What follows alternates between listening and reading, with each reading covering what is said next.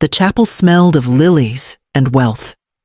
Gold trim lined the pews. The string quartet softened each breath, and light from the arched windows filtered in like it had been hired to perform. I sat in the front row, hands folded over the clutch. Jordan gave me last year on my birthday, a muted beige thing I suspected she bought out of guilt rather than love. On my body was the pale rose dress she once wrinkled her nose at, said it made me look too middle class. I wore it anyway.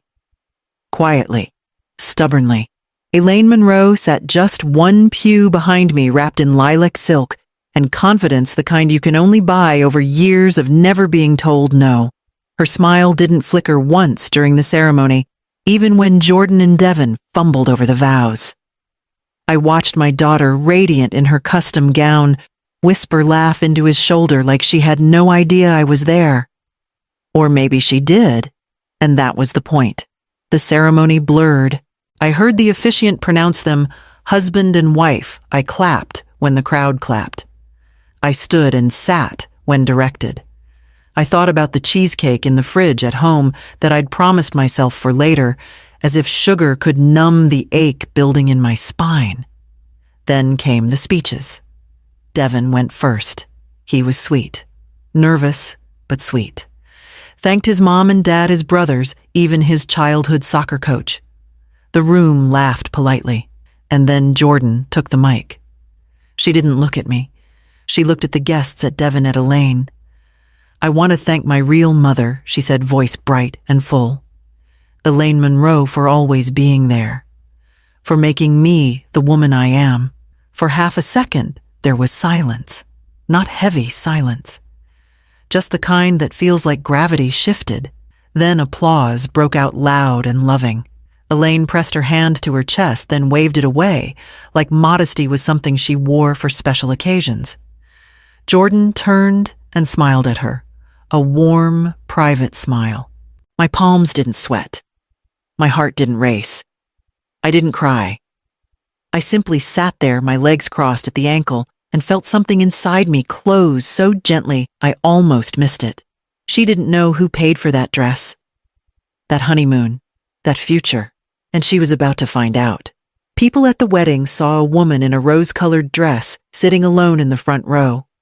They didn't see the waitress uniform folded in my closet or the burn scars on my wrists from bakery ovens that never stopped.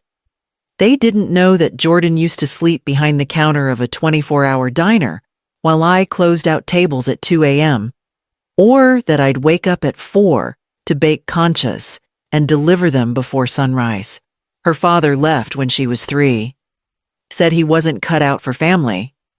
I watched him toss his duffel bag over his shoulder like he was headed to a vacation, not walking out of a life. I told Jordan he moved to Houston for work. She never questioned it, at least not out loud. When she turned 7 and asked if he was coming to her school play, I said maybe. I knew the answer. She cried that night when he didn't show. I held her so tight my arms went numb. There was no backup, no child support, no grandparents nearby. Just me and her, and a small one-bedroom rental off Route 42 where the kitchen light never worked unless you kicked the baseboard twice. I bought that house 3 years later. A sagging roof, rotting porch, but it had a yard, and I saw a future in it. I refinished the floors myself, learned how to patch drywall from YouTube. Every time I got discouraged, I looked at Jordan, asleep on the couch, and remembered why I said yes to every double shift. When the other kids got store-bought Halloween costumes, I stitched hers by hand. When their moms came to cheer practice in SUVs, I came in a flour-dusted apron and parked 2 blocks away because I didn't want her embarrassed by my rusted sedan. She never thanked me, but she smiled when she found extra snacks in her lunchbox, and I took that as enough. She got into Tulane with a partial scholarship. I sold the last thing my mother ever gave me. Her wedding necklace, a delicate strand of gold she smuggled from Mexico in the hem of her dress. I cried the night I handed it to the jeweler, not because I regretted it, but because part of me felt like I was severing a link between the women who'd fought for me and the woman I'd raised to forget us. College was expensive. So were Brace's dance classes, cheer camp, SAT prep therapy when she broke down her sophomore year. I paid it all. Quietly, no strings, no lectures, just checks in the mail and text messages that read, "Do you need anything else, mija?" She didn't answer often, but when she did, it was usually a list. I filled it. I didn't raise her for applause. I raised her to stand tall in rooms I could never enter. And for a while, that felt like enough. The first time she presented at a campus leadership conference, I watched the live stream alone in my bedroom eating takeout noodles. I clapped. No one else heard, but I clapped. Now, years later, I stood outside my own kitchen window, coffee in hand, watching morning light spill across the floor. She was married now, with a new last name, a new family, a new mother apparently. And yet I was still the one paying the water bill. Devin seemed like a good man the first time I met him. Polite, curious, soft-spoken, in a way that made you lean in. When Jordan brought him home for Thanksgiving during her senior year, I remember thinking, finally, someone who sees her, who might soften that hard edge she'd developed somewhere between freshman dorms and corporate internships. He complimented my stuffing, washed the dishes without being asked, and looked Jordan in the eyes when she spoke. That was all it took for me to hope. They got engaged a year later. No big surprise. Jordan called me after it happened, breathless, and giddy said it was perfect. Mom and he did it on a boat. I imagined Devin kneeling under string lights, probably with Elaine in the background clapping. She was the one who'd rented the boat, I'd find out later. She liked events, I was told. She had a taste for the curated moment. I met Elaine a month after the proposal at a brunch Devin's family hosted at their lake house. She greeted me with a kiss on the cheek and eyes that scanned not in judgment, but inventory. Her voice was honeyed and practiced. So wonderful to finally meet the woman who raised our girl, our girl. That was the beginning. She called Jordan darling, bought her a Dior clutch, took her to a Women in Business conference in Chicago, encouraged her to go after a leadership position at work, told her she had Monroe ambition. Jordan started copying her tone, her wardrobe. She began signing cards to me with Love J instead of Mija. And sometime between cake tastings and dress fittings, she started calling Elaine Mom E, like it was some sweet inside joke. I was never explicitly excluded from the planning. I just wasn't consulted. The bridal shower was at Elaine's country club. The guest list went out before I saw it. When I asked about helping with centerpieces, Jordan smiled and said, "You know I love you, but Elaine's just better at these things." I nodded. Of course. Elaine's china gleamed. Her kitchen smelled like citrus and money. Her emails had signature lines.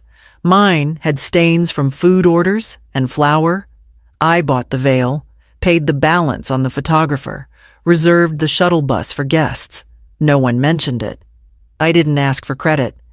I told myself the details didn't matter, that what counted was Jordan walking down the aisle in a gown I'd helped fund toward a man who seemed to love her. I told myself that right up until the moment she stood at the altar and thanked another woman for shaping her into who she was. After that, I stopped telling myself stories. I started reviewing receipts. The night after the wedding, I didn't cry. I made tea, sat in my kitchen with the overhead light humming above me, and opened my laptop.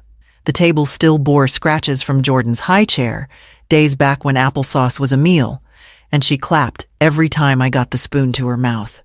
I ran my finger along one of those scratches, then pulled up the accounting software. I went line by line. 4 years of Tulane, $124,000 after scholarships. I'd paid almost all of it from catering profits, seasonal bonuses, and one emergency line of credit I hadn't touched since the early 2000s. I'd once considered refinancing the house to keep up. In the end, I just stopped replacing broken things. The downtown apartment Jordan moved into after graduation. The one with the rooftop view and the concierge I co-signed that lease. Paid 6 months up front so she could focus on her career, not rent. She'd sent me a thank you card that said, "You're the best. Love you." No one else knew I'd dipped into my retirement savings to make it happen. The car, a sleek little Honda Civic she drove like it was leased by God. In my name. I handled the insurance too. I knew the payment schedule better than my own birthday. Half the wedding, everything outside the venue. I paid the florist's final bill when Jordan said Elaine's card had bounced temporarily. I covered the photographer when the deposit deadline crept up. I booked the guest shuttle, ordered custom menus, and tipped the DJ. Elaine's contribution was the cake and the lighting package, both listed on the invoice I kept in a manila folder labeled Wedding Expenses, just under taxes 2022. And the honeymoon Jordan called it a surprise gift from Devon. In truth, it was a reservation I made through my friend Maria, who runs a travel service. All-inclusive 5 nights in Tulum. I even paid the romantic extras upgrade because I thought maybe starting in beauty would lead to kindness. I stared at the spreadsheet until the numbers stopped meaning anything. The totals blurred, but the effort didn't.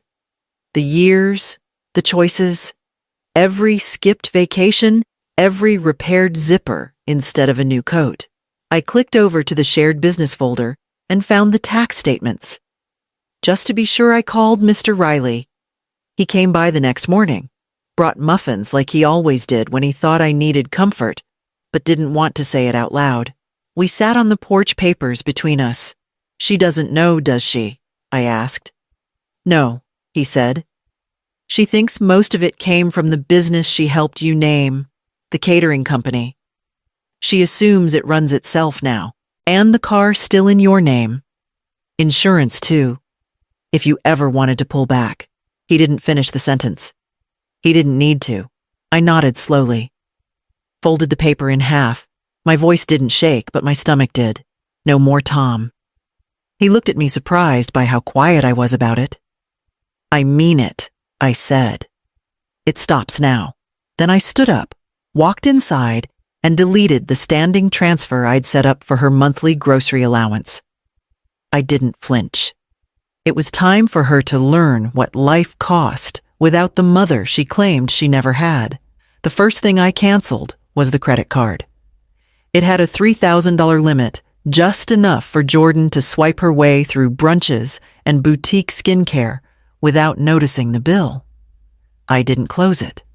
I just removed her access. Quietly. No alert. No warning. I waited for the call that never came. The utilities came next. Gas, electric, Wi-Fi, all had been set up on my account years ago when she moved in. I stopped autopay. Not a full stop, just a pause. I watched the invoices pile up on the shared dashboard, untouched. A week passed, then another. By the 3rd week, I delayed the grocery transfer. Normally, I sent it on the 1st. This time, I waited until the 4th. She texted me that morning. "Jordan, hey Mom, is the bank acting weird? Something's off." My card was declined. I stared at the message for a full minute, then typed back, "Me. Haven't heard anything. Maybe check again later." She didn't respond. I imagined her at Whole Foods staring at the screen, Devon behind her pretending not to notice. I showed up at their apartment that Saturday. No warning, just a knock. Jordan opened the door in a hurry, her face made up like she was expecting someone else. "Mom, you should have called," she said, stepping aside. "We're kind of on our way out." "Won't stay long," I said. "Just wanted to see the place again." It looked the same as it had the week after the wedding, immaculate, curated, soulless. The new addition was a large framed photo of Elaine in the hallway, smiling on the beach, Jordan beside her. I stopped in front of it. "She gave that to us as a gift," Jordan said quickly, a little too quickly. "She's been really generous. I can see that." Devon stepped in from the kitchen. He smiled politely, handed me a glass of something pink and bubbly. I declined. "We were just talking about how strong Jordan is," he said. "Elaine says she gets her resilience from her side of the family." My hand tightened around the strap of my purse. I looked at Jordan. She didn't correct him. I smiled. Small. Measured. Then met Devon's eyes and said, "Resilience costs money. Ask your bank." He blinked. Jordan looked down. I turned and walked toward the door. "You sure you don't want to stay for lunch?" Jordan asked too late. "Maybe another time," I said. "If I'm still footing the bill, might as well enjoy the meal." I walked out without waiting for a reply. The click of the door behind me sounding more final than it should have. Outside, the sun was bright, but the air had cooled. I zipped up my jacket, got into my car, and pulled out without checking the rearview mirror. The next week, I went to the post office and picked up a thick manila envelope Mr. Riley had mailed over. Inside, documents account, summaries, asset listings, and transfer authorizations. Everything I needed to finish what I'd started. The invitation came 2 weeks after our last conversation. A printed card on thick ivory paper cursive script, reading, "A toast to 1 month of marital bliss." I almost laughed when I opened it. I hadn't been invited to plan the wedding, but apparently I was welcome to celebrate its longevity. I arrived 5 minutes late, just long enough to be noticed, but not long enough to seem dramatic. Elaine greeted me at the door with a glass of champagne and a careful smile. "So glad you could make it," she said. Her eyes swept me up and down. I smiled back and handed her a small envelope. "Thank you," I said, my voice even. I wouldn't miss it. The brunch was held in the backyard of Elaine's home, manicured and symmetrical like her reputation. Round tables dressed in white linens, centerpieces of white roses, and eucalyptus, a harpist playing softly under a canvas tent. I found my seat near the back. Jordan didn't see me until much later when she was already deep in conversation with one of Devon's aunts. She offered a polite wave. I returned it and stayed seated. After the mimosas and the quiche, Elaine stood at the head table and tapped her glass. "I just want to say," she began, "how proud I am of these two. Jordan, darling, you've become everything I ever hoped for in a daughter. Your strength, your grace. It reminds me of our side of the family, and it's such a joy to call you my own." Applause followed. Jordan beamed. Devon kissed her cheek. I waited until the room quieted.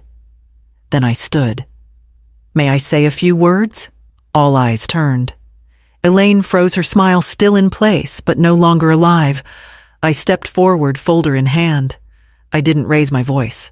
I didn't have to. "I just want to clarify a few things I said. The lease for Jordan and Devon's apartment funded by me. The honeymoon package in Tulum, charged to my card. The car Jordan drives to work, co-owned by me. Still insured under my name, in fact. The air went still. The wedding photographer paid in full by me. The shuttle service, the monogrammed menus, even the veil mine." A slow murmur spread through the tables. Jordan's face drained of color. Devon looked confused. Elaine opened her mouth but found nothing to say. She said I wasn't her real mother. I continued. "That's fine. Real mothers don't need titles. But real life? It's about who pays the bills when no one's looking." Then I turned to Elaine. "Starting Monday, your daughter is entirely yours. Good luck."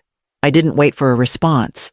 I placed the folder on the table in front of Jordan, turned and walked toward the garden gate. Behind me, I heard silence stretch thin, then the clatter of someone setting down a glass too hard. I got into my car, drove home, and reheated the coffee I'd left on the counter that morning. That night, I slept with the window open and didn't dream once. By morning, the text messages had already started to arrive. The morning after the brunch, Jordan called 5 times. I let everyone ring. By evening, she'd moved to text. "Mom, I don't understand why you do that in front of everyone. You made it seem like I'm some kind of charity case. Can we please talk? Just us." The messages shifted over the next few days from indignation to confusion, then to something closer to sorrow. I didn't mean to hurt you. I just thought you didn't care about that stuff. You never said anything. I'm sorry. Okay, can we fix this? I replied to one. You didn't just erase me, Jordan. You cost me the ability to give without fear. She didn't respond. By the end of the week, Devon's parents had pulled back no more invites, no more group photos. Elaine kept her distance. I imagine she felt betrayed in a different way, embarrassed that her porcelain image had been cracked so publicly. Jordan started picking up extra shifts at work. A mutual friend mentioned she was looking into subletting the apartment. The Civic was listed for sale online a few days later. I didn't watch any of it with joy. There's no pleasure in seeing your child fall, even when they jumped from a ledge you warned them about. Instead, I turned inward. I hired 2 new employees at the catering company and took back the role of head chef for a few months, just to remember the rhythm of my own hands. I painted the kitchen, bought a set of copper pots I'd admired for years, and booked a solo trip to Santa Fe. I'd never seen the desert in bloom. It was time. Some nights I missed her.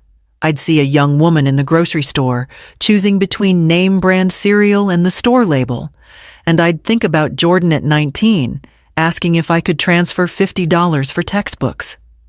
I always did. Always, more than she knew. But even that ache had softened now. I'd mistaken giving for connection. I'd confused silence for strength. What I did at that brunch wasn't revenge. It was correction. It was truth in full color. One evening, I sat on my porch with a cup of coffee and watched the sky shift from coral to navy. The breeze smelled like honeysuckle and something older, maybe freedom, maybe grief. I took a sip and said it out loud just once. I gave her everything, and finally gave myself back. Then I stood, emptied the cup, and went inside. There were invoices to send bread to prep for morning deliveries, and a new flavor of cake I wanted to try for the fall menu.